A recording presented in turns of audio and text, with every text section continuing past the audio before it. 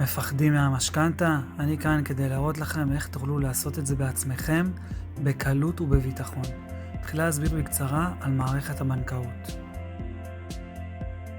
בנק ישראל מייצר כסף ומזרים אותו למערכת הבנקאית. הוא שולט בכמות הכסף במערכת על ידי קביעת ריבית בנק ישראל, מחיר הכסף. הבנקים שכולנו מכירים מגייסים כסף בריבית נמוכה ומלווים אותו בריבית גבוהה יותר, וכך הם מרוויחים מפערי הריבית. ריבית הפריים בישראל היא ריבית בנק ישראל בתוספת 1.5%. רוב ההלוואות בבנקים המסחריים צמודות לריבית זו.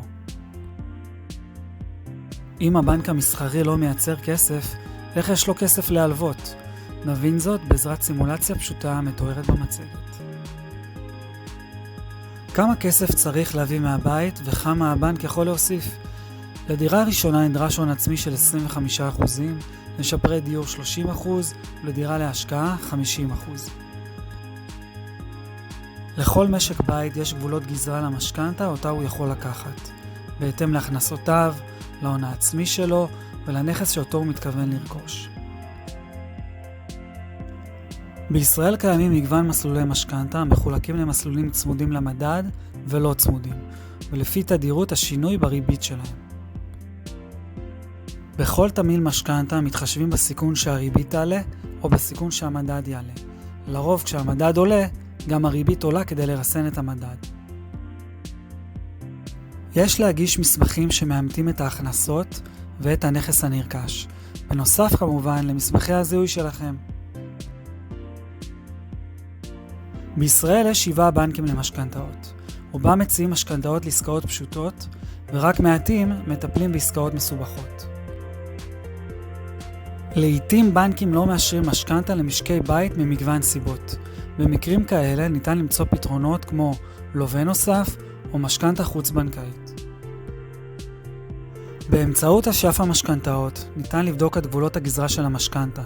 מכניסים פרטים על הנכס ועל ההכנסות, והאשף יגדיר את גבולות הגזרה. לאחר הכנסת הנתונים, מחשבים תמהיל משכנתה ראשוני עליו נבקש מהבנקים למשכנתאות להציע ריביות. מדובר בתמהיל משכנתה שצפוי להיות הזול ביותר בהשוואה לתמהילי משכנתה אחרים. פונים לבנקים עם התמהיל הראשוני ומעדכנים במסך הריביות עבור כל בנק בנפרד את הריביות שהציע בפועל.